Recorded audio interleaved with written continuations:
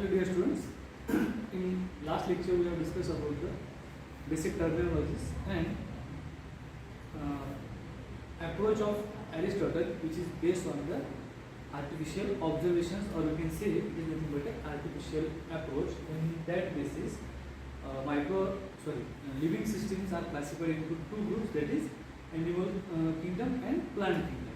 So on the basis of active movement and ability to carry out the process of photosynthesis, they are classified into kingdom plants and kingdom animals.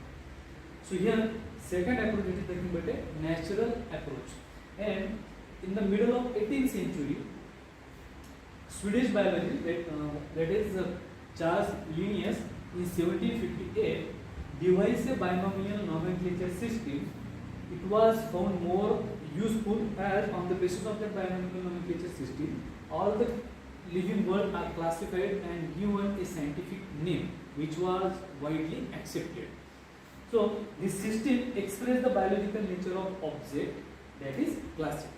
So by following the proper protocol and procedure on the basis of distinguishing characteristics or similar or dissimilarity between the organisms, they are classified, placed into a particular group, and after complete process that organism are given a particular scientific name, and that name or the naming system was devised by the Charles Linnaeus, and that system are called as nothing but a binomial nomenclature system.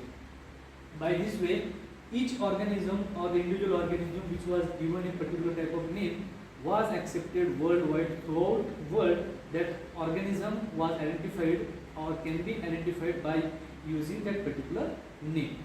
No repetition is followed in that case, and that system is identical. So in this way, that system nowadays you can also follow the binomial nomenclature system. Binomial nomenclature, what is that? This scheme was a practical and adaptable to expanding information.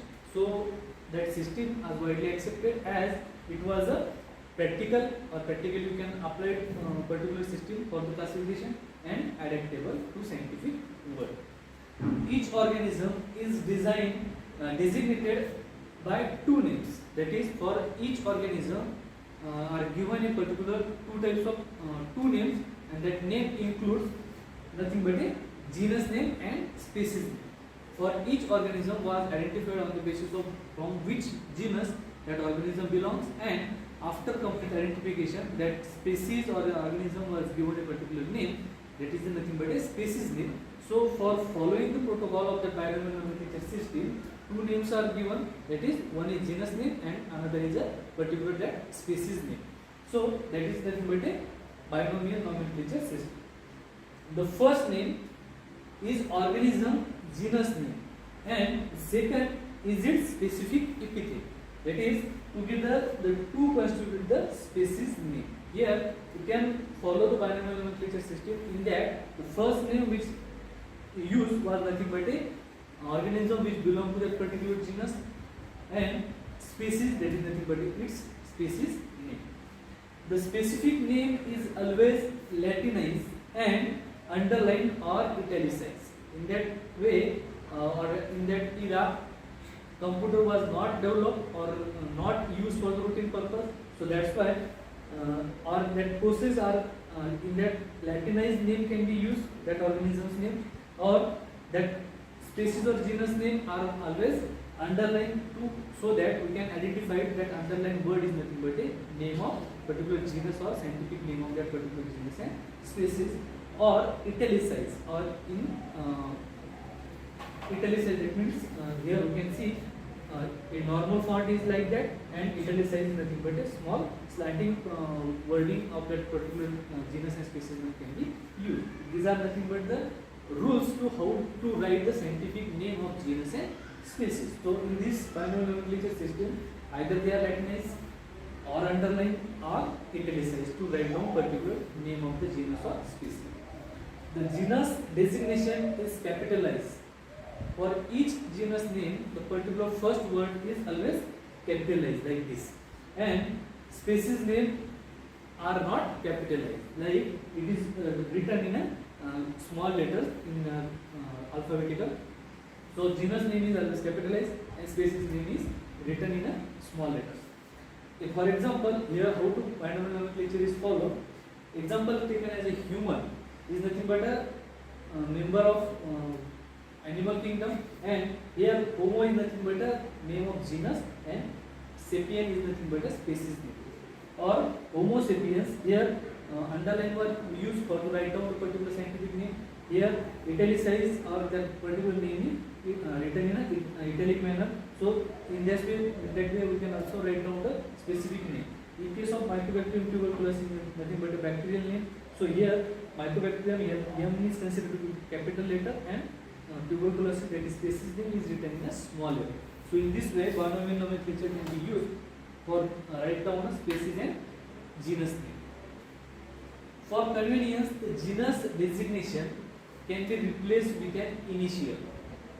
For example, Staphylococcus aureus becomes ES aureus. Sometimes what happens for particular genus name, that name is too lengthy, or after continuous repetition while write down a paragraph about that particular organism or animal, repetition of that genus name is continuous occurring, and it becomes quite difficult to write down for every time the complete name of genus.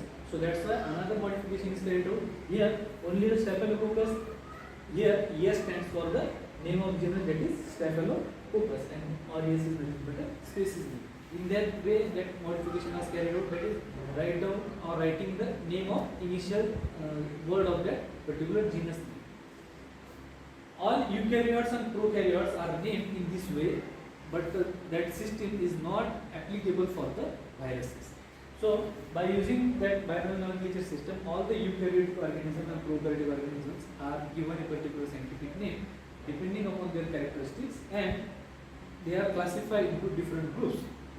But this system of which was devised by the Charles Linnaeus not applicable for the viruses. So for viruses we can also follow the another classification system. The Charles Linnaeus scheme used the following hierarchical classification system. Here, how that organisms are classified. Here we have taken a particular example. Here, genus is nothing but the lower level classification of the organism, or the species is placed, and in that hierarchical position at bottom, that is species. Species, specific, epithet. Again, next level for that classification is nothing but genus name, family name or name of family, name of order, to which order that organism belongs, name of class that organism belongs, phylum, division, or we can say subphylum, and kingdom. So on that basis, these organisms are classified by following that particular hierarchical position. So here example for human: kingdom Animalia, phylum Chordata, in bracket subdivision you can say Vertebrata, order, so you can say class Mammalia, order Primates, family Hominidae, genus Homo, and species is Homo sapiens. Is nothing but for animal kingdom. For that another microorganisms use kingdom Monera, that is prokaryotic organism.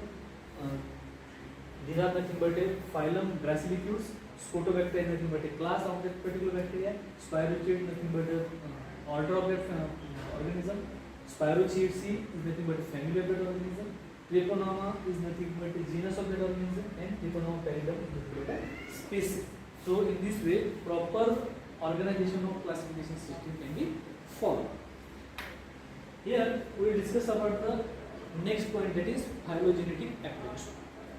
In 19th century, biologist Darwin, though in terms of evolutionary affinities between organisms, or he taught the evolutionary affinities between two organisms, how they are evolutionary related with one another. So here we will discuss about the Darwinism, or it is nothing but the era of Darwin, where he contributed for the classification of organisms.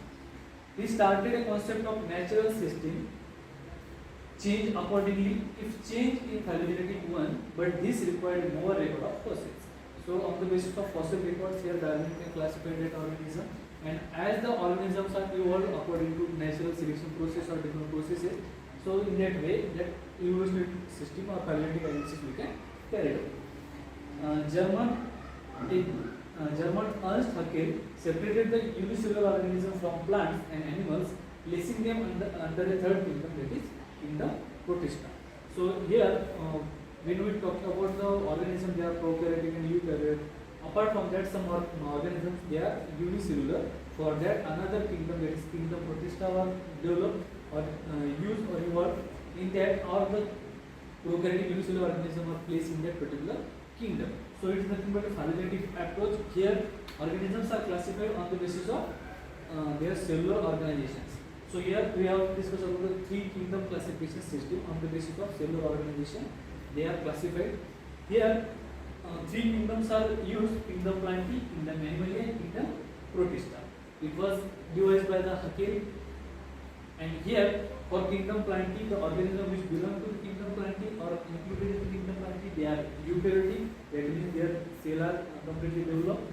Multicellular, cells are more than one. That is multicellular. There are always a cell wall present in that organism. Cell wall is always present.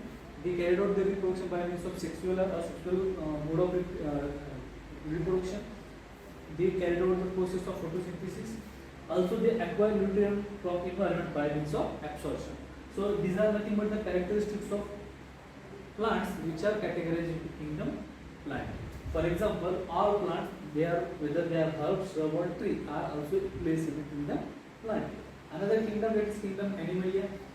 They are eukaryotic, that means they are highly developed cells, multicellular.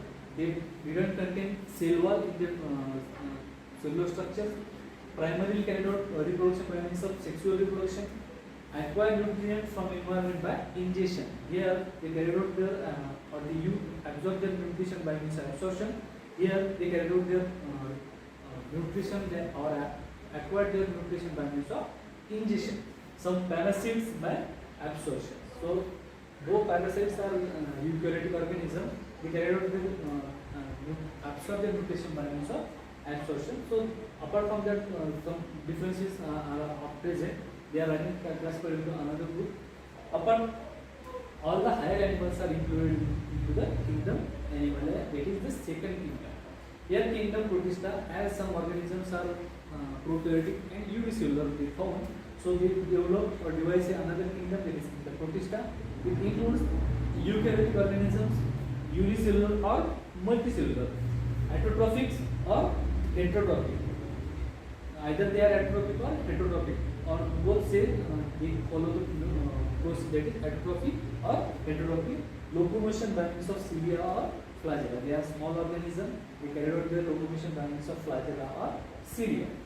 For example, fungus, protozoa, bacteria and algae were included in this group, as these are the members of this kingdom Protista. So in this way, as the scientific discipline are developing day by day, organisms are classified into three groups. Apart from that, some organisms which are show the characteristics similar to that of plants or animals, or their problem is that whether that organism plays into the plants or animal. So apart from that, 5 kingdom classification system is developed, and on the basis of that 5 kingdom classification system, we can place or classify the living world into 5 kingdoms. So it is about the basic classification pattern where we have to discuss about the binomial nomenclature system and 3 kingdom classification system, which was given by the